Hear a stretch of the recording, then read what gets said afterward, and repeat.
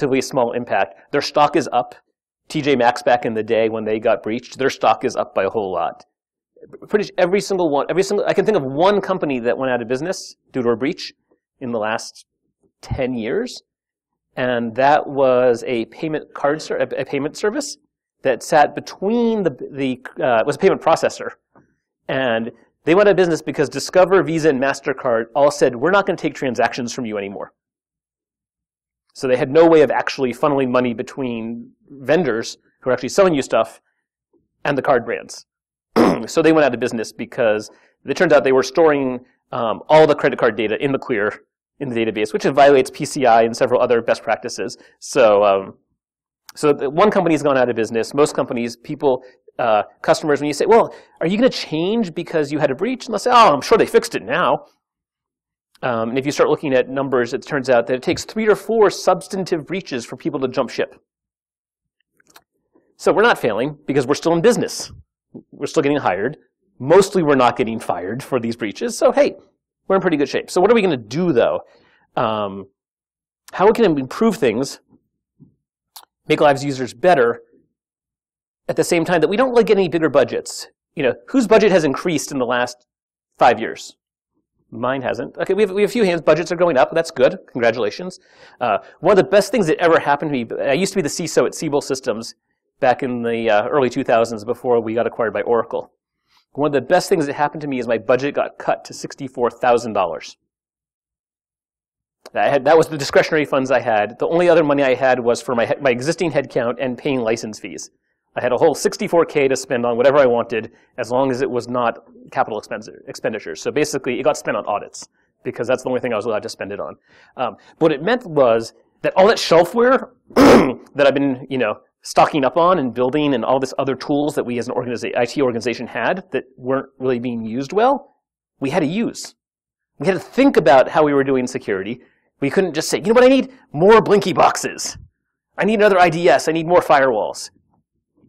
So we started doing some interesting things. I had a really good conversation with Mark Graff, former CISO of Sun Microsystems, back when they still existed, Ken Van Wyck, and they came up with this great principle. It's called, we don't need perfect security. We need good enough security. It has to get the job done. That's all. And we all remember Telnet? Remember when Telnet was good enough? Until 94, 90, yeah, let's call it 95. Let's be generous, even 96. And then things started happening. We said, you know what, it's not good enough anymore. So we mostly changed to SSH, though any small web-based home router probably still lets you use Telnet. So it's not perfect. But again, we're still in business. So let's talk about some ways we can improve things without spending a lot of money, because you start looking at the Verizon breach report, SecureWorks, who is a sister group of mine over at Dell, Spider Labs, any breach report you want to look at. We'll start looking at aggregate breach reports. What are the 2 most common vectors for people breaching these organizations? Well, 3. One is SQL injection. That's getting a lot better. Those numbers are way down. That's a coding issue. The other 2 are identity and access management, not leaving default credentials in place or not removing credentials of employees as they change roles. That was the Societe Generale issue, where we had a trader who cost Societe Generale $2 billion in transactions because they had changed me from the front office to the back office, to the front office to the back office. And they kept the privileges on both sides. So they were able to spend quite a while hiding inappropriate and policy-breaking violations from both sides of the house. And eventually they got caught. They went to jail. And Societe Generale had to write off. It wasn't quite $2 billion in the end, but it was quite a large number. And the other issue is patch management. People are still deploying things in a insecure fashion. They're not updating patches, things like that. So the nice thing is, I'll just unlock my screen here, is that there's a lot we can do there. So for instance, let's talk about patch management. So we can patch more effectively.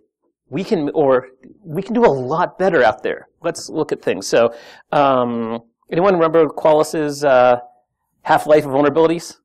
Anyone? Anyone know about this? Okay, so Qualys, they're out there on the show floor. Back 2002, Gerhard Eschelbeck, former Network Associates VP of Engineering, was the CTO of Qualys, and he said, what's the half-life of a vulnerability on the internet? Which is, how long does it take for half of half the machines that are exposed to the internet to be patched. It turned out the half-life was about 30 days.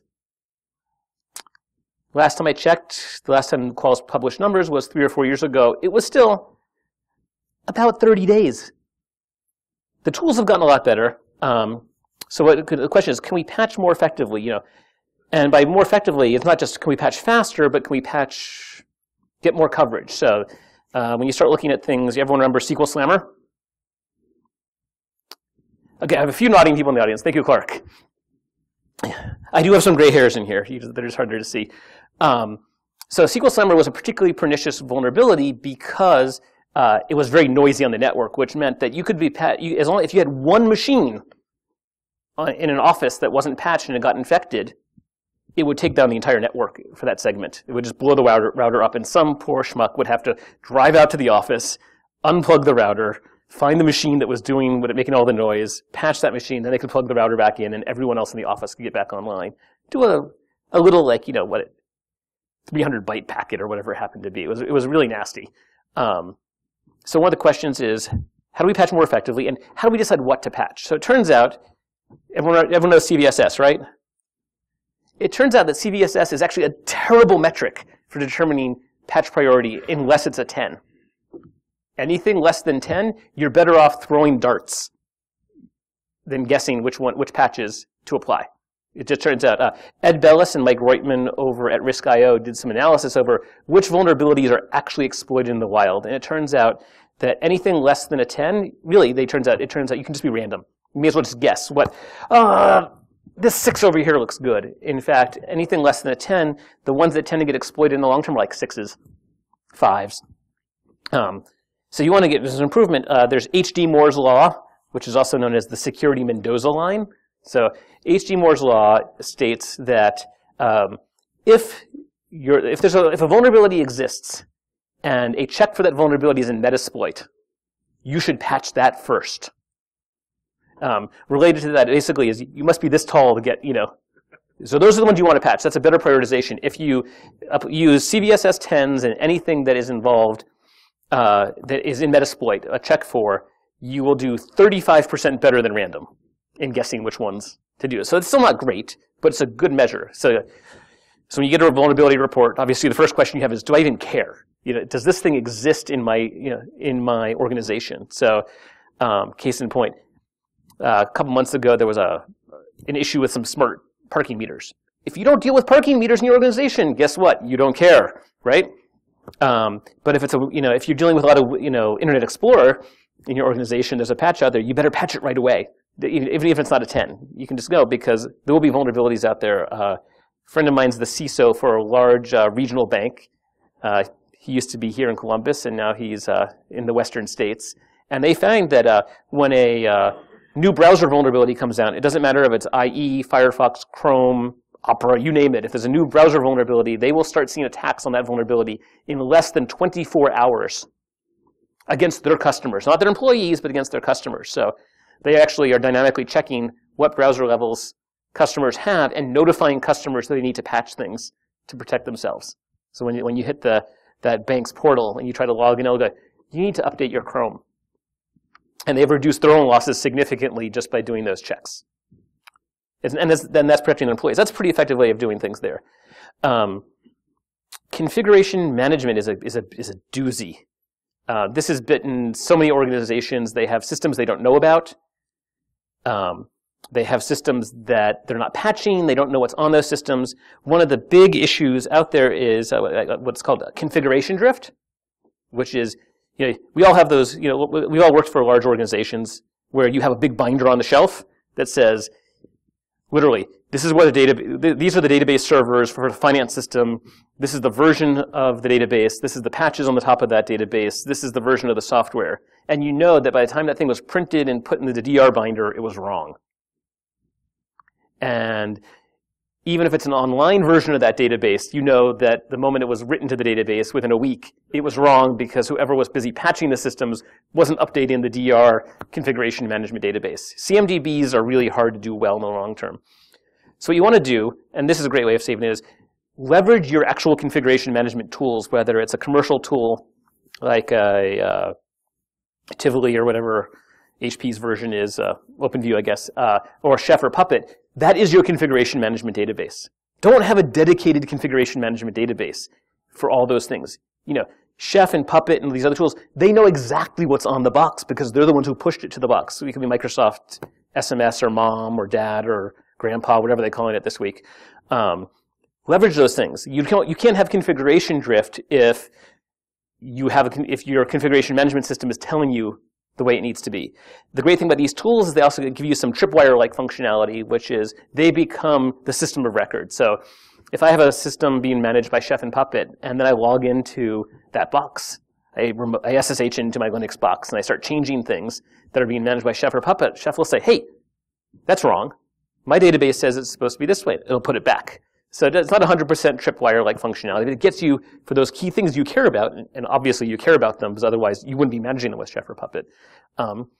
And it resolves that issue. It doesn't matter whether it's a rogue employee who's breaking policy or someone being malicious, either inside or outside. It just gets shoved back. So it really lowers that window of opportunity for things to go wrong. And when things do go badly, you have a really good idea at least where things stand. So I had a recent issue where it was the last set of SSL patches came out this past week. OpenSSL had patches for every single supported release of OpenSSL. I called up the ops guy for one of the products we run, and I said, hey, did you see this? He said, yeah, it's already updated. I logged into Chef. I updated the manifest, the cookbook in Chef to say, use the new version of OpenSSL, and 10 minutes later, our system was patched. Done. We actually were updated before we actually got the official email from core Dell security saying, by the way, there's an update out there. You should apply it. Tell us your status. Actually, they knew about it because I emailed them and said, by the way, there's a new OpenSSL patch and we're fixed, so you don't need to email me later and ask what the status is. Because configuration management just let us do, click, boom, done. It's the wave of the future. The other related thing to this is it gives you it gives you the ability to start measuring how you're doing. So whether it's, Business Software Alliance or somebody that's showing up and saying, establish you have licenses for everything, or hey, there's a new non-security related issue with this product, you can say, we have 500 copies of Oracle on Linux running. Let's validate that our license we've purchased the right number of licenses. Or hey, we just realized that we're trending towards needing more licenses in something. Or we're going to need more boxes soon because our configuration management system is telling us that we're hitting load issues. And one of the things we don't talk about in security is that availability is a key metric.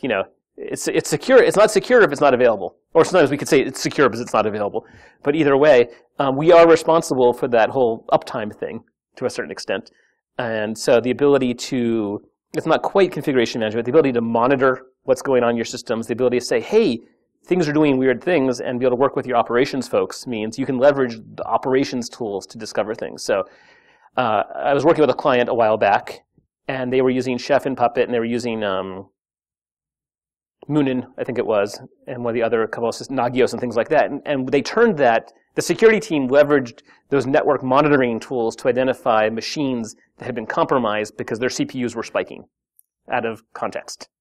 They didn't buy a special security monitoring tool to do this. They said, we're going to homebrew our anomaly detection system without spending any more money. We'll leverage the existing tools and say, notify us when something's going out of sync. And it could be an operations issue. It could be a disk filling up.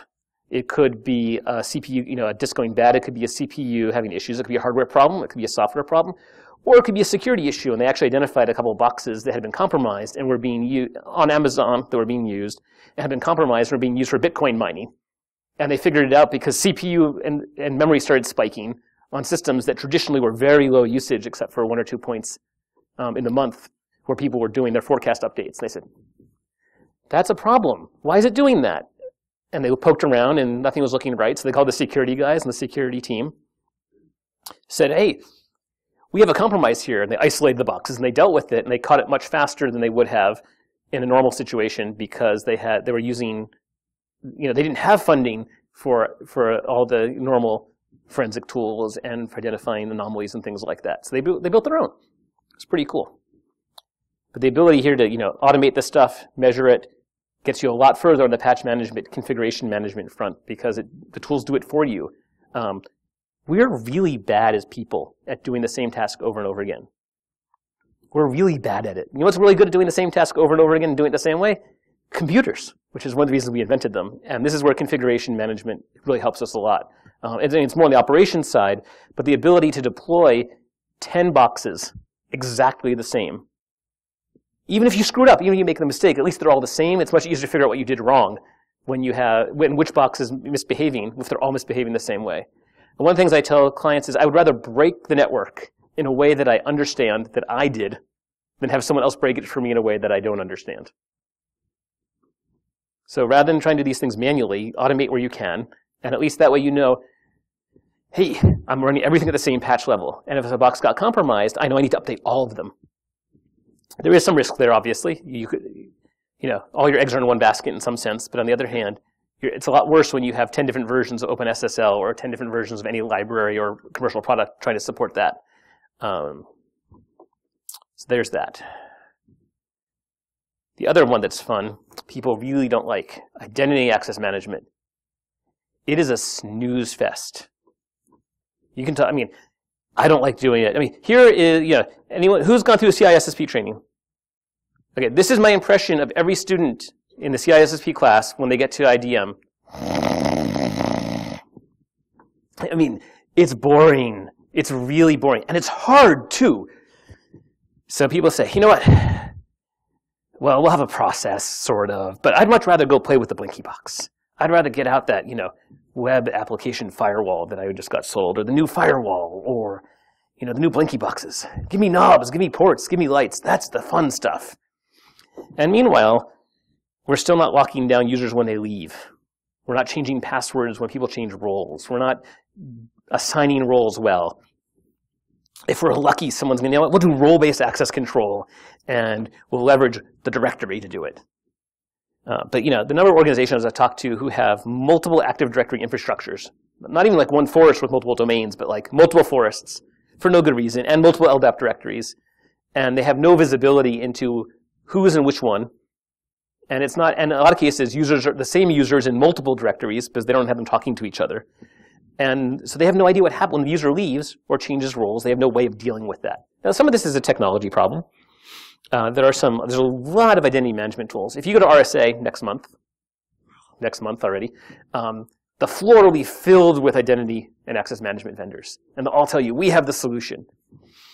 No, sadly, they don't. And really, this is one I don't have a huge answer here for. It's a really hard problem. One of the things that we can really do here is by improving your patch management and your configuration management, and I'll talk a bit about logging and secure coding, is that frees up time to work on this really hard stuff. It's going to be a lot of process, and it's going to be really, really boring. But the ability to have, HR tell you, generate a report. HR can tell you and generate a report each day or each week, whatever your process is, and say, here's the new employees. Here's the employees who have left. Here's the employees who've changed roles. And some poor person is going to probably have to log into some system and start making some changes. But even doing basic things like having one directory system is huge. You don't need, for the most part, unless you're an organization. So like Dell has, we have 2 Active Directory infrastructures. And that's one too many. And there's been huge fights that I understand internally about that. Because there's people who don't want to give up ownership. People feel like that they have a better handle on things. I worked with one client that they'd done a number of acquisitions, and the number of people they had to threaten to fire to get them to give up their directory. Because people were like, I need my directory. I need to do it this way. And they're like, well, you have a choice. You can give up the directory, or you can leave the company. And eventually, people were told to leave the company because they weren't being cooperative. I had one organization I worked with. I actually had to hack the directory server to establish to them that their directory was not, in fact, more secure than the corporate IT one. And so I popped the box and then copied the entire directory and imported it into the corporate directory. And then I remote shut it down and told them it's my box now.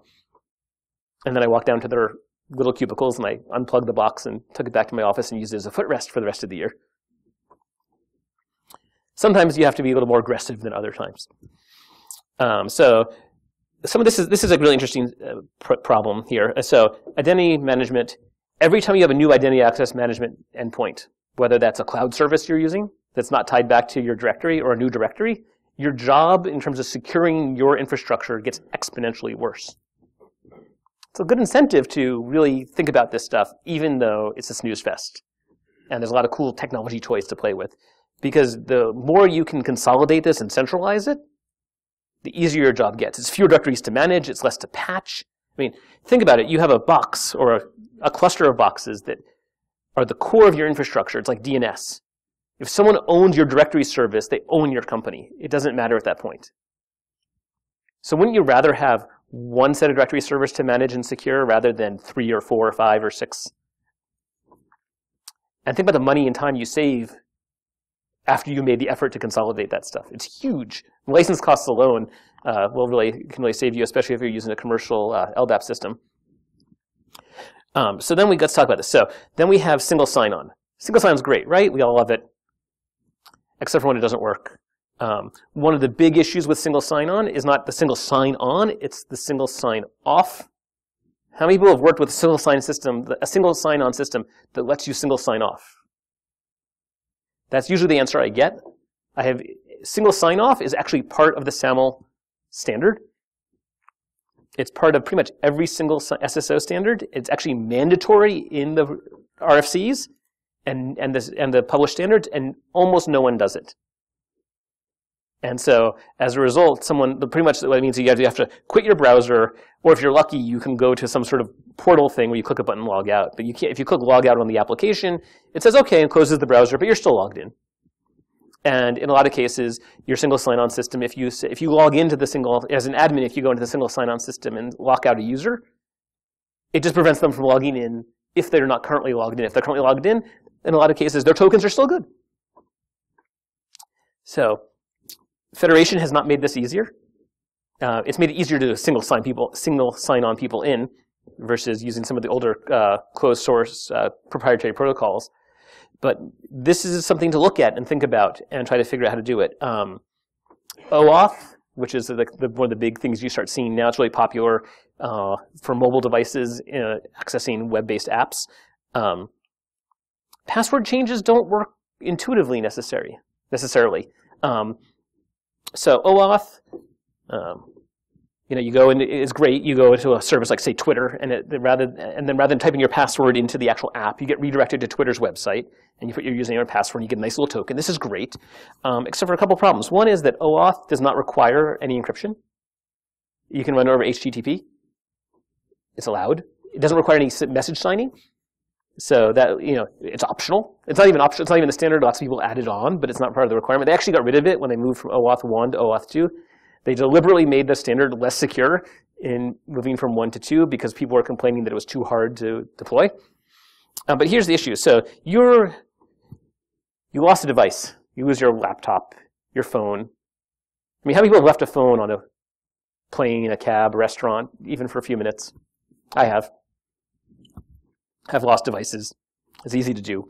So you say, oh, shoot, I lost my phone. I'm logged into Twitter and Facebook and the corporate portal.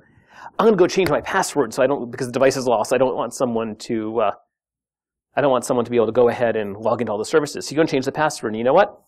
The OAuth tokens don't update. I mean, you can configure it to do that, but by default they don't update, which means you've changed your password. That's great, except for people can still log if they find your device, they can still log in. That's not so good. On the other hand, and this is more of a philosophy problem. On the other hand, if you lose a device, you can go into Twitter's website, or comparatively, Google has equivalents and things like that, where you go in I'm going to zap that device, and then you don't have to change your password everywhere. Or you think your password got sniffed, you can change your password, and you don't need to go in and re-authenticate with all your devices. So, what's the right choice? Documentation. Make it clear to people when these things happen how to deal with it. But most sites don't tell you things like when you change your password. They don't say, by the way, your devices are still good. Or we expired your tokens. No one tells you this. I checked this out with like 5 or 10 different sites a while back, and no one tells you when you change your password what the impact is to devices that are logged in. This is kind of a problem. It means people can't make good choices because they don't know what's going on. It's not a technology problem. I mean, there's good arguments for either way to deploy that thing. You have to tell people what to expect. Otherwise, they're going to do the wrong thing. Even if the wrong thing is doing nothing. So that's kind of a problem. The other issue with OAuth, or these things in general, is that it's not just about authentication. These are all OAuth is actually an authorization protocol that's being used as an authentication protocol. What you're doing is you're actually authorizing your device to talk to the service. You're not really authenticating yourself per se. Which is why when password changes happen, you have not deauthorized your device. You've changed your password. Two different things. But the other issue is, this is a really hard problem. We talked a lot about authentication, but authorization is an even harder problem to solve. Anyone gone through the IDM exercise at a reasonably sized company of trying to determine who is allowed to do what in what circumstances? You end up with, it's like one of those math problems in high school. Billy has red hair. Sally has green hair. What color frog do they own? Kind of thing. It's one of these big charts and graphs, and it's ugly, and then it changes faster than you can keep your own stuff updated. So I don't have any good answers for you here, except for this is why you want to automate things, and you want to focus on the other easy problems that can be fixed, so that way you have time and energy to actually work on this one, because this is probably one of the biggest problems in InfoSec, and the tools out there don't help us anywhere close to as much as we need to. So that's the problem space we need to be thinking about, not configuration management, not APTs. And you look at the breaches that are out there. There's not a lot of sophisticated breaches actually happening, despite every press release you'll read about a breach says it wasn't a serious, people were really persistent at that, and they were advanced, and they were a threat. And it's like, no, they figured out that you use the same password on every terminal that you deployed your software on. And they figured out you didn't encrypt anything. It wasn't rocket science. They ran Nmap on the internet and figured out where you deployed everything. They ran, Metasploit against every IP they identified as belonging to you to determine the fact that you didn't apply a 6-year-old patch. This is not fancy, sophisticated. This is not elite hackers from China, Russia, Israel, the United States, the NSA. This is people who are lazy. I'm lazy. We're all lazy inherently. So why, I don't need, if I'm doing a consulting gig, I don't need to use, back doors and elaborate things, because I can use Metasploit and Nmap and Qualys and scan customers and find everything I need to do without doing any hard work. So why would I burn and use up hard things? And the professionals, the professional miscreants are in the same situation. They're not going to give up a good 0 day when all they need is SQL injection and all they need is, an exploit for a 3-year-old patch or a 1-year-old patch. I mean, look at what happened to Target. I mean, both Target and Home Depot and most of the restaurant breaches are because their third-party vendors are deploying things with default passwords or the same password everywhere, and it's a scan and shoot kind of thing. I'm not a sophisticated pen tester, and I can do that stuff. So I'm a management weenie most of the time these days. Okay, so the other big problem, let's see, I have, 15 minutes? Excellent. Okay, 15 minutes, I'm going a little slow here. So logging, monitoring, auditing. You can spend a lot of money on logging and monitoring tools. You can spend a lot of money on them. And they'll be like, it's a dedicated security tool. Anyone here tried to convince upper management to pay for an ArcSight or a similar tool? You ask for what, $100,000, $200,000? Higher up than that? It's really expensive. And they're like, security, that's a cost center. But you know what? There's a really good chance that your operations team has already spent some money, or your development team has spent money on a tool specifically for doing log management that's not security, dedicated to security. So I worked with a previous company I was at. I started looking at these tools, and the engineering folks said, have you seen Splunk? We give a Splunk license. It can take it can take 2 terabytes of data a day. And the engineering team uses it for doing analysis and debugging. Can I use that? Sure, here, have a login. And so I started building security tools on top of that. It was a lot faster. It was a lot easier to use than a commercial SIM. And that was money I didn't need to ask for. None of it was money I didn't need to ask for. It was money that I wasn't going to get from management to do this thing. So I got free access to a tool we'd already spent money on. Splunk is fantastic. There's today, the team I work with, the main team I work with, we use a Logstash and with Elasticsearch on top. Those are open source tools. that do a pretty good job, pretty close to Splunk. There's commercial support for that as well. And they work almost as well and better in some ways, in some cases. It's definitely, as with most open source tools, because a little more hand-holding and a little more work on your side as opposed to the product team. But there you go. That's a great way to save money. It's a great way to get your job done. And then you can generally partner with operations or engineering or both or some other groups that have the same, who have similar needs. They need to be able to see log data. They need to be doing some analysis. Maybe your big data team, whoever they are, whatever that means. But again, that's where, making friends, influencing people is a good way to get things, because other groups, pretty much any group outside of IT is more likely to be funded.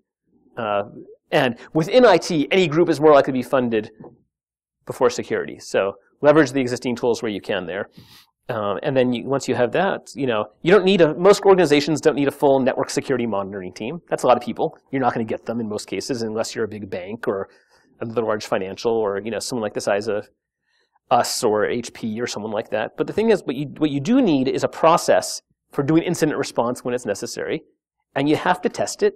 And this is radical. You have to practice it too. But, have people use it periodically. Use it not just for incident response.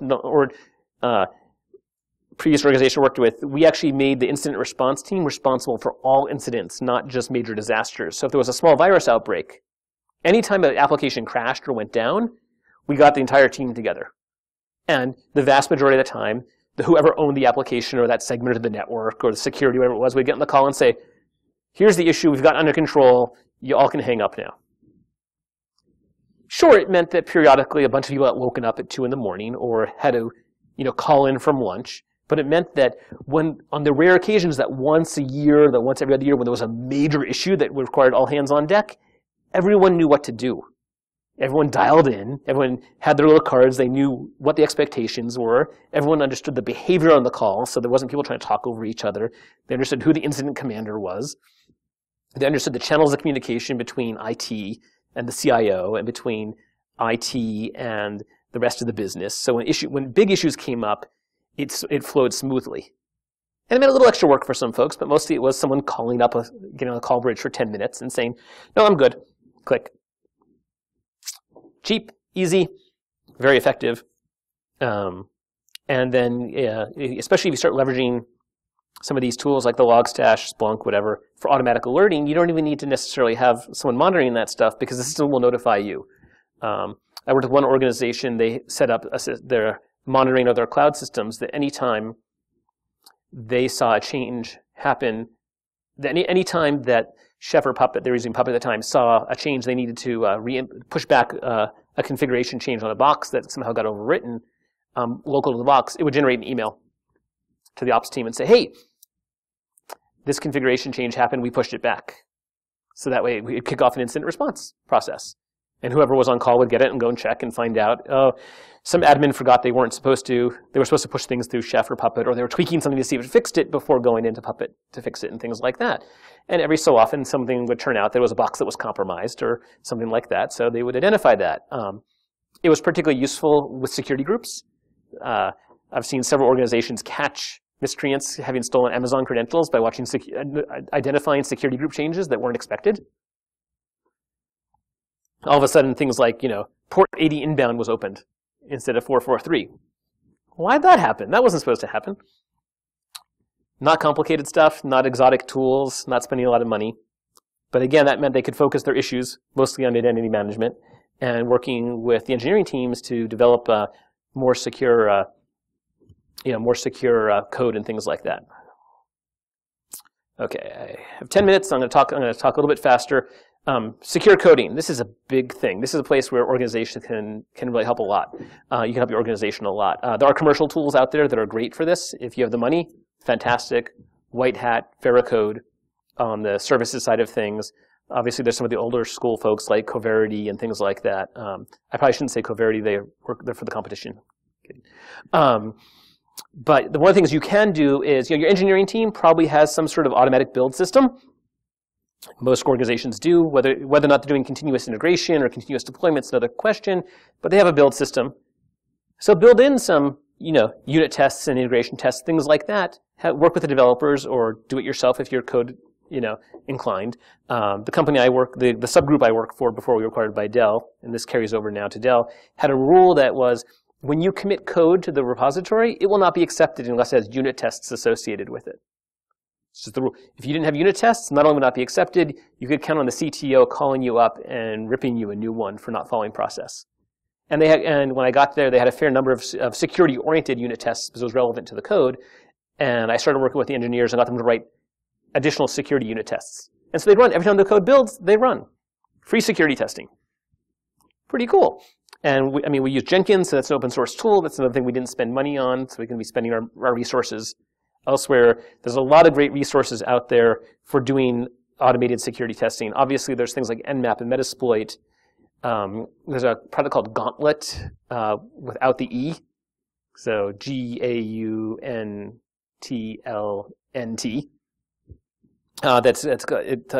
The subtitle is "Be Mean to Your Code." It leverages some things like Nmap and things like that, but does a bunch of security testing against your code. There's a handful of other open source tools. The Denim group has done a lot of work with OWASP around generating some of this stuff. That's pretty cool. The great thing here is it means that everything you automate in the security testing, for checking for all the things that computers are good at, means that cycles you've freed up for humans to do the hard things, to be doing code reviews, to be looking at business logic, things like that that are really hard for computers to do well. That's actually basically White Hat's business model, is they do a combination of automated web app testing, and they have humans who sit there and look for the harder things that computers aren't good at. But there's no reason you can't do that in-house. Facebook, for instance, has done a huge amount of automation, and as a result, they have the resources and the people available that every line of code that gets committed at Facebook, whether it's security related or not, gets code reviewed, with security being one of the requirements. Because, well, one is because it's Facebook and they need to be, they have a really big problem if they weren't, but also the ability, they freed up humans from other tasks that would normally be doing by automating that stuff so they could focus on the really hard problems. And that's really the goal here, is all these things, is free up the people from the easy shit to focus on the hard stuff. Relatedly, secure coding, there's one of these counterintuitive things, which is the smaller the amount of code you commit, the less chances of vulnerability in the code. And so as a result, relatedly, there was some great research from IBM in the late 70s, back when IBM did really cool deep compiler and security and operations research, which found that as you make your feature set of a product more complex, the code gets exponentially more complex. And so we can do a little bit of algebra, and what you see is that a series of small changes actually increases the complexity by a much smaller amount if you do them in a small little series of changes than one big change all at once. So it means that not only is the less complex your code is, the more secure it is by definition, but also the easier it is to evaluate if it's secure, so code reviews become easier. Now the great thing is, if I push a really small change, just like say 5 lines of code or 10 lines of code, one, the chances of there being a bug in it at all, security related or otherwise, goes way down. But also, if I break something with 5 lines of code, I have a pretty good guess at which of the, where that bug came into the system. If I'm deploying 250,000 lines of code and something breaks, I have no idea where that came in. That's really hard to track down and debug. But the other advantage is when you start using these automated deployment systems like Jenkins and things like that and code testing tools, when they test, they'll say, hey, I just did a build. These following tests broke. Here's the person who committed it broke on this line of code. That line of code was committed by David at this time in this branch in this repository, which means that I now know it was my fault. I'm the one who broke the code. I broke the code in particular ways. I know the ways in which it broke because I have all this data coming in.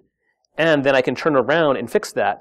The faster the feedback comes to me about something I broke, the faster I can not only respond to it, but there's a code switching problem, which is the longer someone is away from code they wrote, the harder it is for them to remember what was in their mind when they were designing the code to work in a particular place. So if I'm giving someone feedback in an hour or even 24 hours versus weeks in a sort of waterfall methodology, or months even, that means their ability to respond quickly and figure out what they broke and why it broke goes way down, which means uptime goes up, vulnerabilities go down, general bugs go down, all good stuff. At which point, security becomes a feature, not a product. It becomes just inherent to the system. And so that's all good stuff. Okay, I have 5 minutes. I talked a little bit about that was sort of an introduction to DevOps. I'm not going to have time to talk about DevOps. The last thing I want to talk about is the fact that what I like to say is talk like a C-level day. Take even obviously more than one day a year, but the idea is learn to talk in terms of the business. That'll win you a lot. Understand that the ways we as a technologist, tend to think about vulnerabilities and security is not necessarily the way people in the C-suite think about it. They're thinking, depending on the situation, quarterly or yearly, not necessarily 3 years down the road. They're thinking in terms of risk, not vulnerabilities. For the most part, most executives aren't going to care whether the threat is from inside the US or outside the US. They want to understand how that impacts the bottom line, what the risk to the company is, not, coming in with a bunch of technical explanations of a cross-site scripting vulnerability or a Stack Overflow. They don't care about that. They want to know, what does this mean to us? How many customers are we going to lose? How much money are we going to potentially lose? What's the reputation hit? Stuff like that. Anyway, I have a couple minutes for questions. Otherwise, thank you very much for coming.